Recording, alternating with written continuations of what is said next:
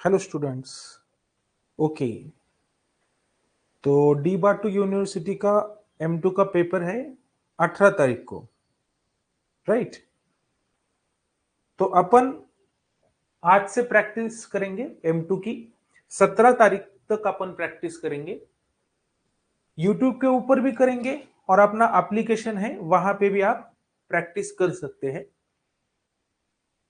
तो आपका Android phone है तो पी मैथ्स नाम का अपना एप्लीकेशन है, और आपका आईफोन है तो क्लास प्लस नाम का वहां पे आपको एप्लीकेशन मिल जाएगा। सिर्फ इतना है, क्लास प्लस एप्लीकेशन डाउनलोड करने के बाद वहां पे एक कोड डालना पड़ता है और वो कोड है SMJLD। ठीक है, ओके। तो वहां पे 3 कोर्सेस है। पहला कोर्स है MCQ का, क्योंकि अभी पैटर्न चेंज हुआ है। पहले क्वेश्चन के अंदर 12 MCQ आने वाले हैं। तो आज से अपन MCQ वाला एक छोटा बैच ले रहे हैं। वो लाइव बैच रहेगा शाम को 9 से 10। उसका प्राइस है 599। दूसरा बैच है वहां पे IMP theory questions. Theory questions का वेटेज होता है हर एक क्वेश्चन का 6 मार्क्स। तो वहां पे एक थ्योरी क्वेश्चन का भी IMP वाला कोर्स मिलेगा, वो रिकॉर्डेड है, उसका भी प्राइस सेम है। और तीसरा कोर्स है न्यू पैटर्न सैंपल पेपर। एक नया पैटर्न का, जो नया पैटर्न है अभी, तो उसका एक सैंपल पेपर और previous year question papers PDF के फॉर्मेट में सॉल्यूशन भी मिल जाएंगे वहां पे। तो उसका प्राइस है 399। ये सब कुछ आपको एप्लीकेशन के अंदर मिल जाएगा और अपन YouTube के ऊपर भी 17 तारीख तक प्रैक्टिस करेंगे। ओके, ये जो सारी बैचेस है उनके ऊपर 50% ऑफ है। तो बाकी की इंफॉर्मेशन वहां पे आप देख सकते हैं। ओके, चलो। तो आज अपन पहला लेक्चर लेंगे यूट्यूब के ऊपर। पहला MCQ, फर्स्ट MCQ। हर एक लेक्चर के अंदर अपन 2 MCQ लेंगे और एक थ्योरी क्वेश्चन लेंगे। ठीक है, एक 7-8 दिन है अपने पास। चलो, तो पहला MCQ है द PI ऑफ। PI का लॉन्ग फॉर्म क्या है? PI का लॉन्ग फॉर्म है particular integral. Particular integral, okay. ये कौन से टॉपिक में आता है? ये topic number 3 linear differential equation में आता है। ओके, तो आपको क्या करना है, इसका आपको PI कैलकुलेट करना है। ओके, पर्टिकुलर इंटीग्रल कैलकुलेट करना है। तो अपन करेंगे। उसमें क्या है वो इक्वेशन? इक्वेशन है d2y/dx² plus y equal to cos hyperbolic 3x। Okay, इसका अपने को PI कैलकुलेट करना है। तो अपने को ये वाली चीज मालूम होना चाहिए, ये जो d2y/dx² है, इसको अपन d² लिख सकते हैं। तो सबसे पहले अपन इसको d² लिखेंगे, ये y as it is, cos hyperbolic 3x as it is. अब इसमें से कॉमन क्या आता है? इसमें से कॉमन आता है y। तो भैया y को कॉमन लेंगे अपन। उसमें क्या है, y को कॉमन लेने के बाद ब्रैकेट में बचेगा d² + 1। इसको आप ऐसा भी लिख सकते हैं, ये y कॉमन आ रहा है, राइट। तो ब्रैकेट में क्या बचेगा? d² + 1 बचेगा। ओके, अब देखो, जिसको मैं बॉक्स कर रहा हूं, ये बॉक्स से अपने को 2 चीजें मिलेगी। पहली चीज ये मिलेगी, पहली चीज क्या मिलेगी? f(d) मिलेगा, और दूसरी चीज मिलेगी f(x). तो f(d) क्या होता है? f(d) होता है जो y के साथ है। y के साथ कौन दिखता है आपको? d² + 1 दिखता है। तो भैया f(d) की वैल्यू d² + 1 है। और f(x) कहां पे होता है? f(x) राइट हैंड साइड में होता है। तो भैया राइट हैंड साइड क्या है? राइट हैंड साइड है cos हाइपरबोलिक 3x। ओके, तो यहां से मुझे दो चीजें मिली, एक एफ ऑफ डी मिला और एक एफ ऑफ एक्स मिला। एफ ऑफ डी है डी स्क्वायर प्लस वन और एफ ऑफ एक्स है कॉस हाइपरबोलिक 3x। ये मुझे कैसा मिला? सबसे पहले मैंने इसको ये लिखा, डी स्क्वायर वाई लिखा, right, D square Y plus Y as it is cos hyperbolic 3x as it is. अब इसमें से कॉमन क्या आता है? वाई वाई कॉमन आता है, ये देखो वाई को कॉमन लिया तो ब्रैकेट में बचेगा D square plus one cos hyperbolic 3x as it is. तो यहां से मुझे दो चीजें मिलेगी, एक एफ ऑफ डी मिलेगा, एक एफ ऑफ एक्स मिलेगा। एफ ऑफ डी क्या होगा? एफ ऑफ डी होगा जो y के साथ में है वो अपना एफ ऑफ डी होता है, तो F of D D square plus one है। और एफ ऑफ एक्स क्या होगा? एफ ऑफ एक्स मतलब right hand side, right hand side क्या है? Cos hyperbolic 3x। यहां तक आने के बाद इसके आगे अपन पीआई का फार्मूला लिखेंगे। पीआई का क्यों फार्मूला लिख रहे हैं अपन? क्योंकि अपने को पीआई कैलकुलेट करना है। ओके, तो पीआई का फार्मूला होता है 1/f of D into F of x. ये अपना पीआई का फार्मूला है। अब इसमें अपन एफ ऑफ डी की वैल्यू पुट करेंगे। कितना है F of D? F of D is D square plus one into F of x कितना है? एफ ऑफ एक्स है कॉस हाइपरबोलिक 3x। ओके, अब ये कौन सा शॉर्टकट मेथड है? तो ये भैया है शॉर्टकट मेथड हाइपरबोला वाला। दिस इज नथिंग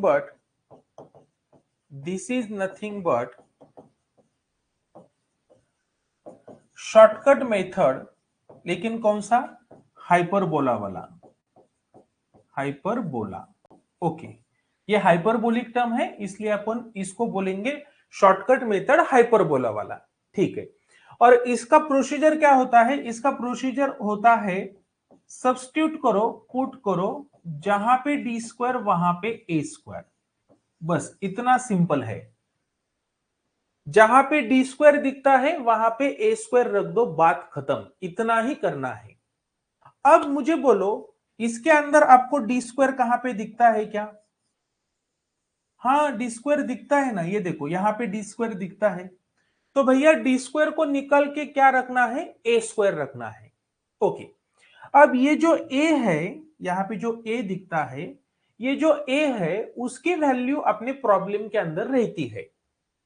तो ये वाले प्रॉब्लम के अंदर ए की वैल्यू 3 है। ए की वैल्यू क्या है? ए की वैल्यू 3 है। तो भैया ये 3 कहां से आ रहा है? तो ये जो एफ ऑफ एक्स है अपना, एफ ऑफ एक्स, इसके अंदर आपको ए की वैल्यू मिल जाएगी। ये जो हाइपरबोला है और ये जो एक्स है उसके बीच में जो होता है वो अपना ए होता है। तो भैया ए कितना है? ए 3 है। ओके, अब ए 3 है तो यहां पे 3 का स्क्वायर बन जाएगा। 3 का स्क्वायर कितना होगा? 9 होगा। मतलब डी स्क्वायर के बदले अपने को 9 पुट करना है। ये D square as it is और ए की वैल्यू 3 है, यहां पे 3 पुट करेंगे, 3 का स्क्वायर कितना बनता है? 9 बनता है। तो अब मैं मस्त पैकी ये इक्वल टू को इक्वल टू 1 ये डी स्क्वायर को हटाएंगे और डी स्क्वायर के बदले 9 पुट करेंगे। बाकी सब कुछ as it is plus 1 into cos hyperbolic 3s, बाकी सब कुछ एज इट इज। ओके, और 9 प्लस 1 कितना होता है? 10 होता है।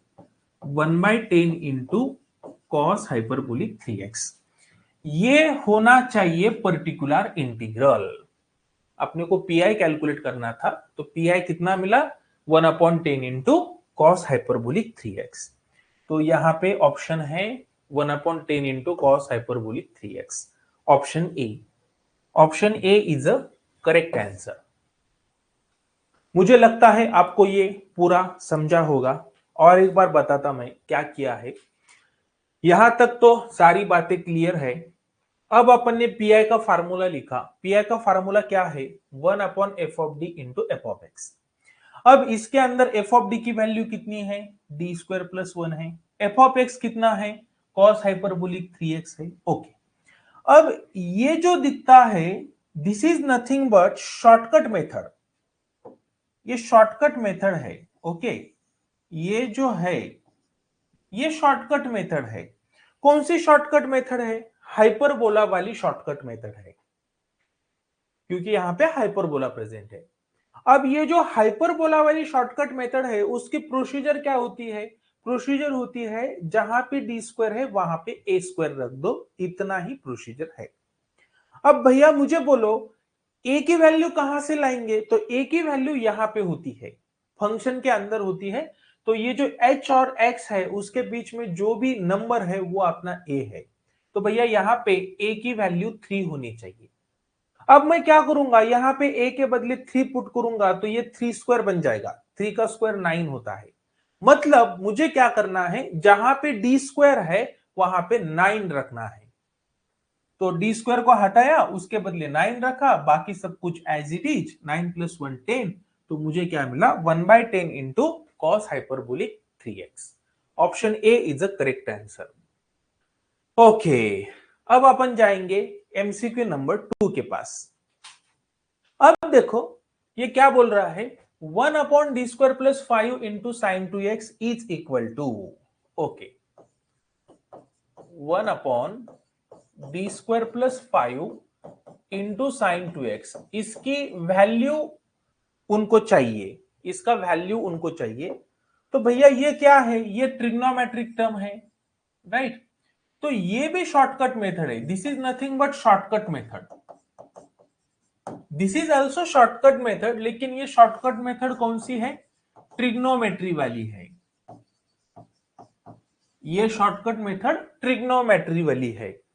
अब इसमें प्रोसीजर क्या होता है, इसमें प्रोसीजर होता है पुट करो, क्या पुट करो, जहां पे डी स्क्वायर वहां पे -(a²).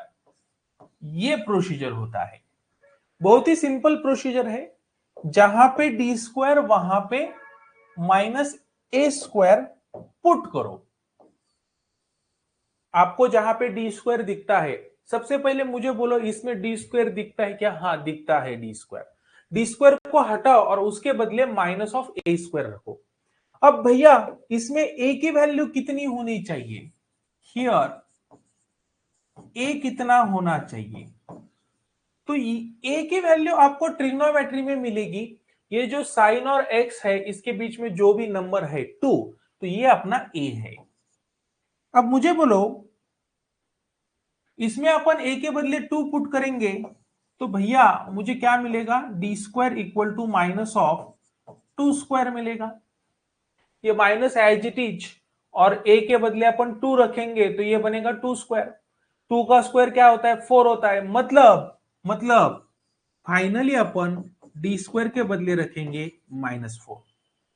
कुछ बच्चे क्या करते हैं, माइनस का स्क्वायर प्लस करते हैं, लेकिन भैया माइनस का स्क्वायर प्लस है ये सही बात है, लेकिन ये माइनस ब्रैकेट के बाहर है।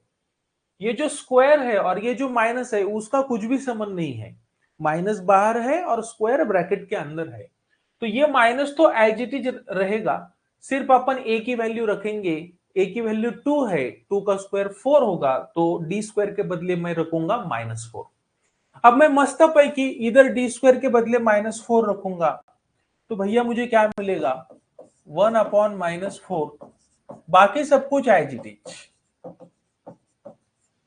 अब -4 + 5 कितना होता है, 1 होता है, 1/1 इंटू साइन 2x।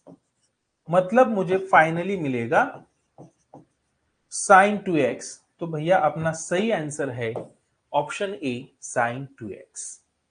ओके, और एक बार बताता मैं, 1/d² + 5 इंटू साइन 2x का अपने को वैल्यू चाहिए। इसको देखने के बाद आपको ये वाली फीलिंग आना चाहिए, this is nothing but shortcut method, लेकिन कौन सी, ट्रिग्नोमेट्री वाली।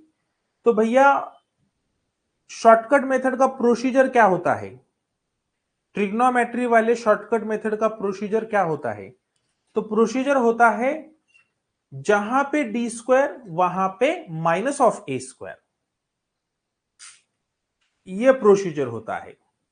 ओके, तो कुछ भी नहीं, इसके अंदर अपन a की वैल्यू रखेंगे। a कहां से मिलेगा, a मिलेगा आपको फंक्शन से, a की वैल्यू 2 होनी चाहिए। तो 2 का स्क्वायर 4 होगा, मतलब d² के बदले -4 रखना है। तो जहां पे d² है वहां पे -4 रख दिया, अपने को आंसर मिला। तो अपन ने 2 MCQ लिए, ये दोनों MCQ थे यूनिट नंबर 3 के। अब अपन एक थ्योरी क्वेश्चन लेंगे क्योंकि पेपर के अंदर थ्योरी क्वेश्चंस भी है। ये वाला जो क्वेश्चन है, ये वाला क्वेश्चन अभी तक 3 बार पेपर में आया है, winter 2018, winter 2019 and summer 2022। Question क्या है? Solve by method of variation of parameter.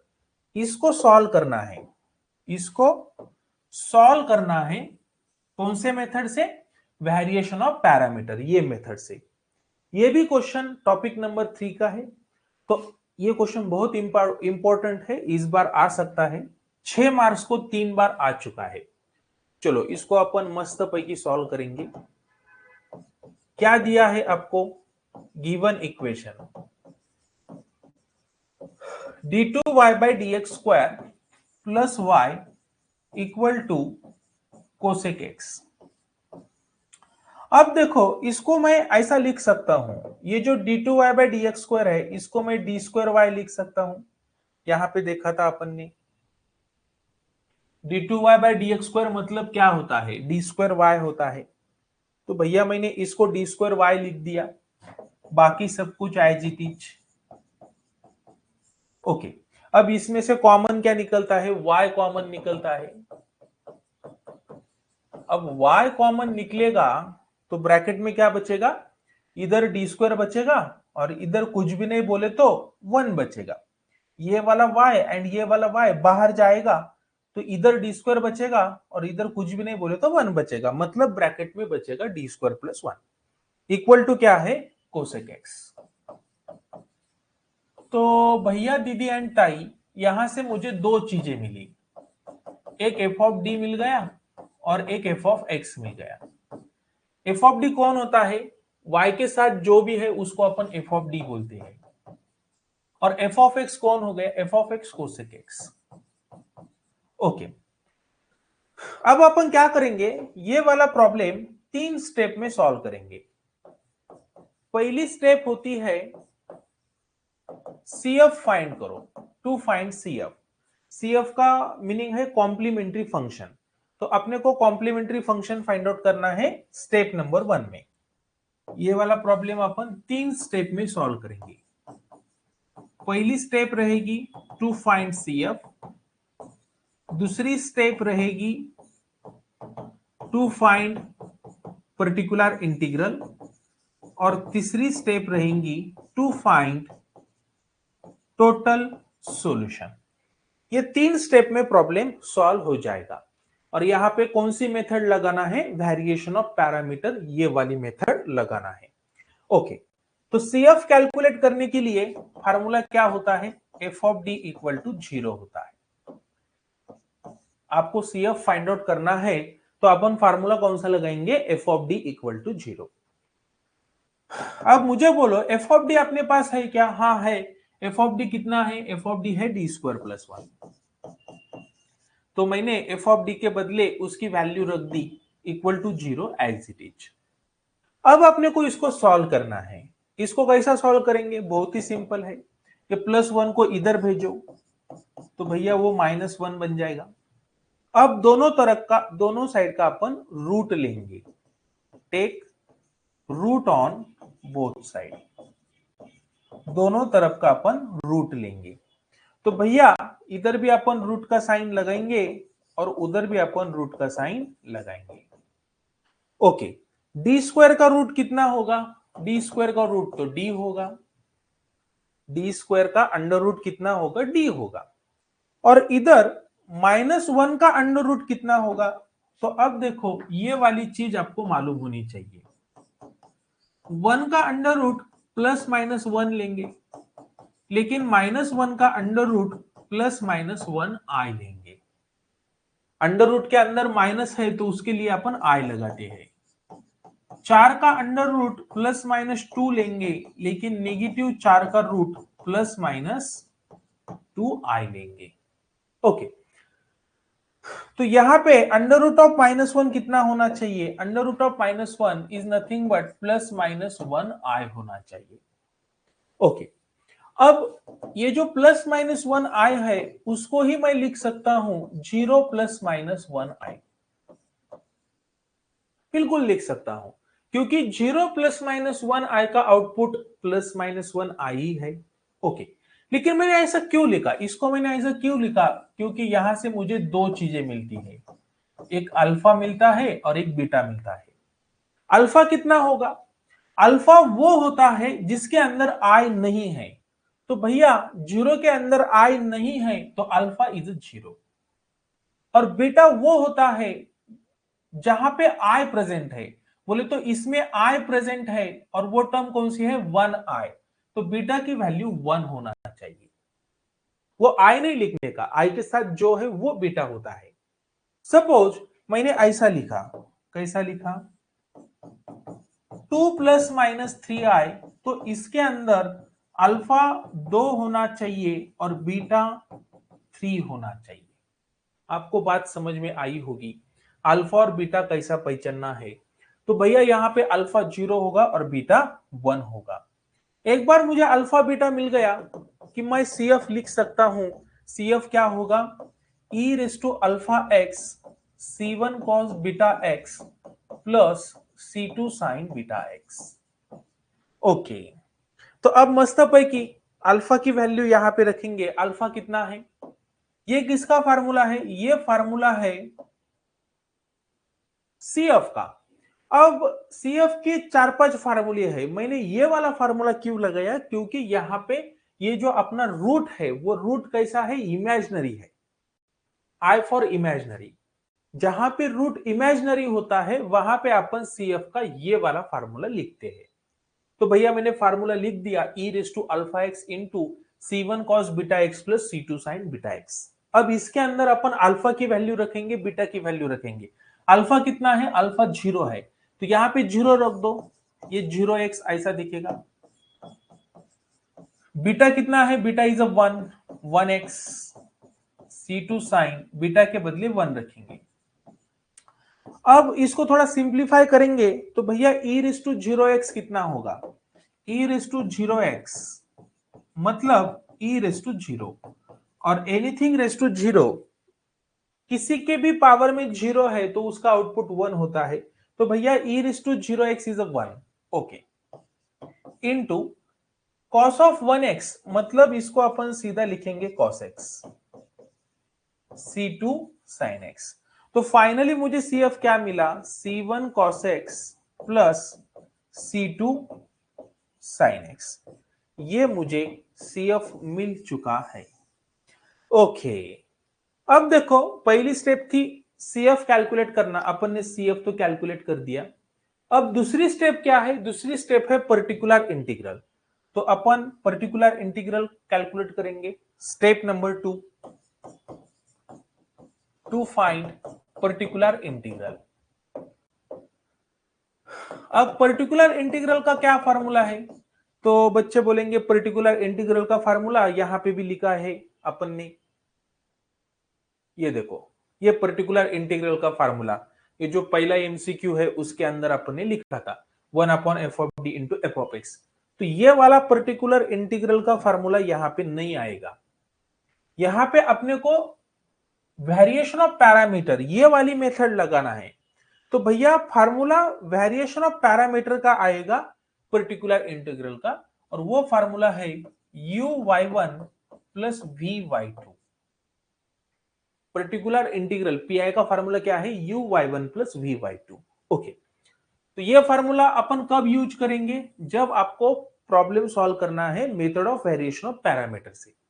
अब इसके अंदर अपने को 4 चीजें कैलकुलेट करना है, u v y1 and y2। इतना बोले तो u v y1 y2 इतना अपन कैलकुलेट करेंगे तो अपने को पर्टिकुलर इंटीग्रल मिल जाएगा। तो सबसे पहले मैं y1 कैलकुलेट करूंगा, क्योंकि y1 बहुत ही सिंपल है। y1 का मीनिंग है कोएफिशिएंट ऑफ C1। C1 के साथ जो है वो अपना y1 है। तो भैया ये देखो C1, ये C1 थोड़ा मैं अच्छे से लिख लेता, एक मिनट, C1 एंड ये C2। ओके, तो C1 के साथ कौन है, C1 के साथ cos x है, राइट, C1 के साथ cos x है। तो ये cos x अपना y1 है, बात खत्म। y1 का मतलब क्या है, कोएफिशिएंट ऑफ c1। c1 के साथ कौन है, c1 के साथ cos x है भैया, तो ये cos x मतलब अपना y1 है। y2 का मतलब क्या होगा, आपको समझ में आया होगा। y2 का मतलब है कोएफिशिएंट ऑफ c2।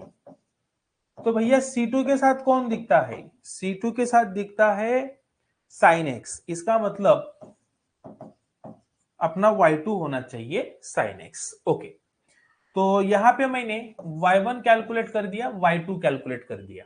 y1 बहुत ही सिंपल था, कोएफिशिएंट ऑफ c1, y2 मतलब coefficient of c2। y1 y2 का बात खत्म। अब अपन कैलकुलेट करेंगे u एंड v।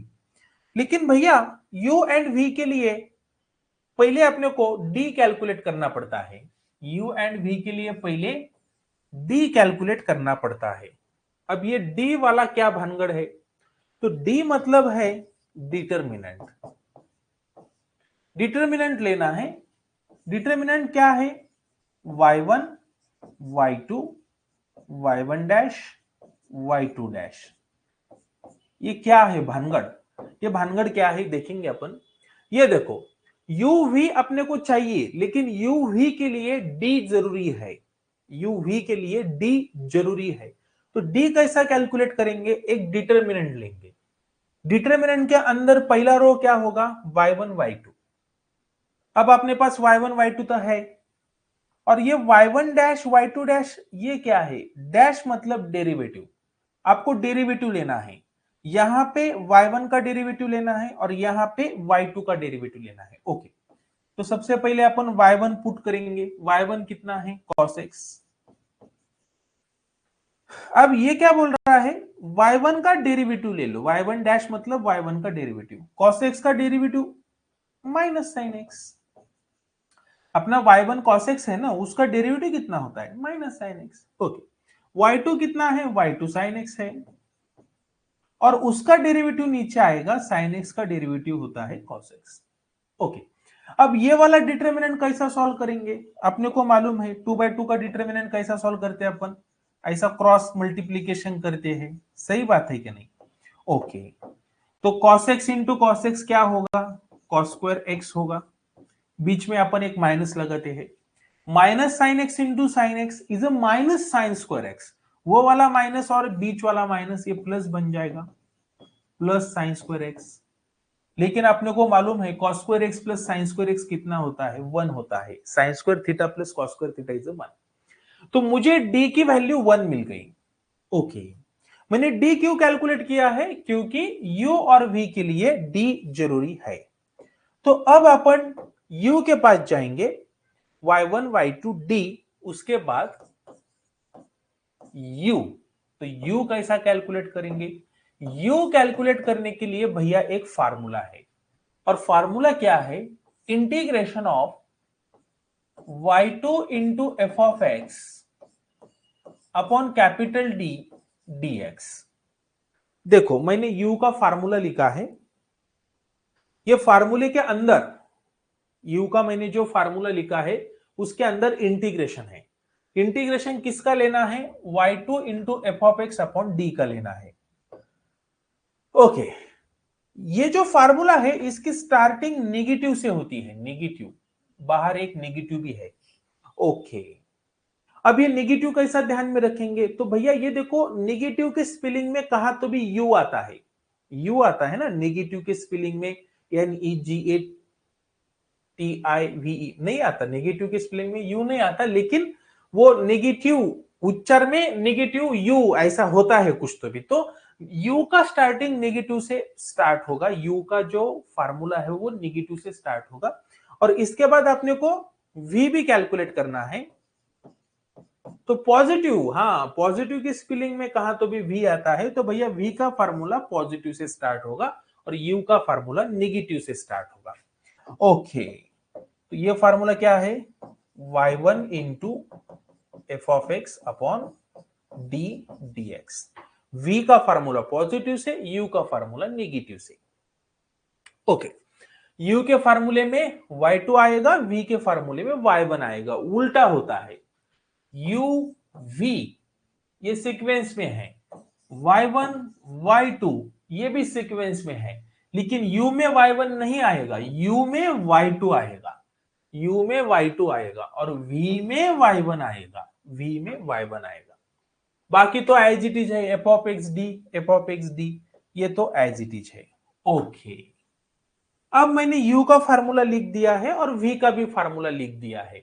तो पहले अपन u कैलकुलेट करेंगे माइनस इंटीग्रेशन y2 कितना है भैया, y2 है sin x, तो यहां पे मैं sin x रख दूंगा, इनटू f ऑफ x कितना है, f ऑफ x आपको यहां पे मिलेगा, f of x is cosec x। Okay, तो यहां पे मैं कोसेक x रख दूंगा अपॉन d की वैल्यू कितनी आई है, d की वैल्यू तो 1 आई है, d इज 1। ओके, अब ये वाला इंटीग्रेशन अपन सॉल्व करेंगे। बहुत ही सिंपल इंटीग्रेशन है ये, माइनस एज इट इज और integration sine X as it is into cosec X को मैं क्या लिख सकता हूं, कोसेक एक्स को मैं लिख सकता हूं 1 upon sine x. Cosec theta क्या होता है, cosec theta is nothing but, cosec theta is nothing but 1 upon sine theta. तो भैया कोसेक एक्स को मैंने क्या लिखा, कोसेक एक्स को मैंने लिखा 1 upon sine x, sine x get cancel, तो बचेगा क्या, बचेगा सिर्फ 1, इंटीग्रेशन के अंदर बचेगा 1, और 1 का इंटीग्रेशन क्या होता है, 1 का इंटीग्रेशन x होता है, integration of 1 is nothing but x। तो फाइनली मुझे क्या मिला, फाइनली मुझे u मिल चुका है, u is a minus x। अब अपन जाएंगे v के पास, लास्ट वाली टर्म v का फार्मूला पॉजिटिव से स्टार्ट होगा, v में y1 आएगा, y1 into F of x upon D dx। Okay, तो अब y1 कितना है, y1 कितना है, y1 is a cos x। Okay, तो यहां पे cos x रख देंगे, f ऑफ x कितना है, f of x is a cosec x। Okay, और d कितना है, 1 है। अब यहां पे ये cos x तो एज इट इज आएगा और cosec x को मैं लिखूंगा 1 upon sine x। Okay, cosec x को लिखा 1 अपॉन साइन x, मतलब ये क्या बना, cos x upon sine x बना। अब cos x upon sine x ये कैसा सॉल्व करेंगे, तो भैया आपको ये वाला प्रॉपर्टी मालूम होना चाहिए, नीचे का डेरिवेटिव ऊपर है, मैंने क्या बोला, नीचे का डेरिवेटिव ऊपर है, नीचे को अपन लॉग लगा सकते हैं, नहीं तो ये छोड़ दो, इसको थोड़ा और सिंपल तरीके से सॉल्व करेंगे। अपने को ये चीज मालूम है, कॉस अपॉन साइन क्या होता है, कॉस अपॉन साइन कॉट होता है, cos upon sine is nothing but cot, cos Y sine क्या होता है, कॉट होता है, और कॉट एक्स का इंटीग्रेशन तो भैया स्टैंडर्ड है, लॉग ऑफ साइन एक्स। आपको किसी ने पूछा कॉट एक्स का इंटीग्रेशन क्या होता है, वो तो लॉग ऑफ साइन एक्स होता है। तो ये मुझे v मिल चुका है। ओके, तो u मिला, v मिला, और एक बार मैं ये एक्सप्लेन करता, u का फॉर्मूला है negative y2 into F of x upon D dx, इसमें अपन y2 रखेंगे, एफ ऑफ एक्स रखेंगे, d रखेंगे, y2 की वैल्यू sin x है, एफ ऑफ एक्स की वैल्यू cosec x है, d की वैल्यू 1 है, cosec x को मैंने लिखा 1 upon sin x, sin x cancel, integration में बचेगा 1, 1 का इंटीग्रेशन होता है x। अब v का फार्मूला ये है, इसमें y1 रखेंगे, y1 की वैल्यू cos x है, f ऑफ x की वैल्यू cosec x है, d की वैल्यू 1 है, cosec x को मैंने लिखा 1 अपॉन साइन, अब ये बना cos upon sine, cos upon sine क्या होता है, cot होता है, और cot का इंटीग्रेशन तो स्टैंडर्ड है, log ऑफ sin x। तो इसी तरीके से मुझे u मिल गया, v मिल गया, सब कुछ मिल गया। अब ये सारी वैल्यू, u की वैल्यू, v की वैल्यू, y1 की वैल्यू, y2 की वैल्यू यहां पे पुट करेंगे, put these values, put values of y1, y2, u, v in formula of pi. अपना जो पीआई का फार्मूला है उसमें सारी वैल्यू पुट करेंगे, तो पीआई इक्वल टू मुझे क्या मिलेगा, देखो पहले u पुट करेंगे, उसको मल्टीप्लाई करेंगे y1 से, तो u कितना है, u है -x, ओके, तो ये -x, उसके इनटू में क्या लेना है, y1 लेना है, u y1 है ना, u y1, u और y1 का मल्टीप्लीकेशन है और v और y2 का मल्टीप्लीकेशन है, तो y1 कितना है, y1 is a cos x, plus अब v लिखेंगे, v कितना है, log ऑफ sin x, और उसको इनटू करेंगे y2 से, y2 कितना है बाबा, y2 sin x है। इसको थोड़ा अच्छे से अपन ऐसा लिख सकते हैं, -x into cos x is nothing but -x cos x, plus log of sin x into sine x, इसको थोड़ा अच्छे से ऐसा लिखेंगे, sin x into log of sin x, तो ये मेरा पीआई बन गया। तीसरी स्टेप क्या है, तीसरी स्टेप बहुत ही सिंपल होती है, step number 3, total solution.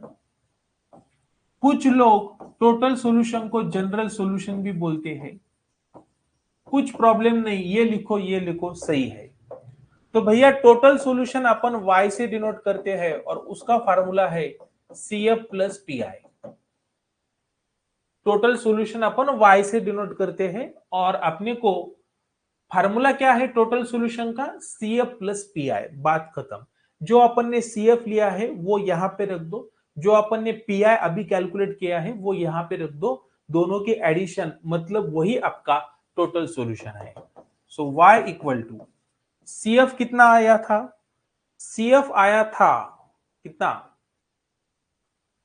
CF आया था C1 cos x plus C2 sin x, okay, C1 cos x plus C2 sin x, plus ये तो मैंने CF लिखा, CF लिख दिया, प्लस अब अपन PI लिखेंगे, लेकिन मुझे लगता है PI की स्टार्टिंग माइनस से है, सही बात है, PI की स्टार्टिंग माइनस से है, तो ये यहां पे प्लस नहीं आएगा, क्योंकि ये जो प्लस है ये प्लस, एक मिनट, हाँ अब मैंने CF तो लिख दिया, अब CF लिखने के बाद मुझे PI उसमें ऐड करना है, लेकिन भैया ये जो प्लस है इसके ऊपर इफेक्ट करेगा, माइनस के ऊपर, प्लस माइनस माइनस होता है, मतलब ये आपको ऐसा दिखेगा -x cos x plus sin x into log of sin x, और यही आपका फाइनल आंसर होगा। इतना करने के बाद आपको 6 मार्क्स मिलेंगे, मतलब ये क्वेश्चन आता है तो, ये क्वेश्चन पेपर में आएगा तो आपको 6 मार्क्स मिल जाएंगे। तो चलो अपन नेक्स्ट लेक्चर में लेंगे, ये लेक्चर में अपन ने 2 चीजें देखी, और वो 2 चीजें क्या है, मैंने 2 MCQ ले लिए, 2 मल्टीपल चॉइस क्वेश्चन और 1 थ्योरी क्वेश्चन। नेक्स्ट लेक्चर में भी अपन ऐसा ही करेंगे। अब और आपको थोड़ा अच्छे से प्रैक्टिस करना है, तो ये एप्लीकेशन के अंदर ये तीनों बैचेस है, इसके ऊपर 50% ऑफ है, वहां पे एक कूपन है, वो कूपन अप्लाई करने का, तो ये सब 50% ऑफ हो जाएगा। चलो मिलेंगे नेक्स्ट लेक्चर में, okay bye bye, take care, have a nice day.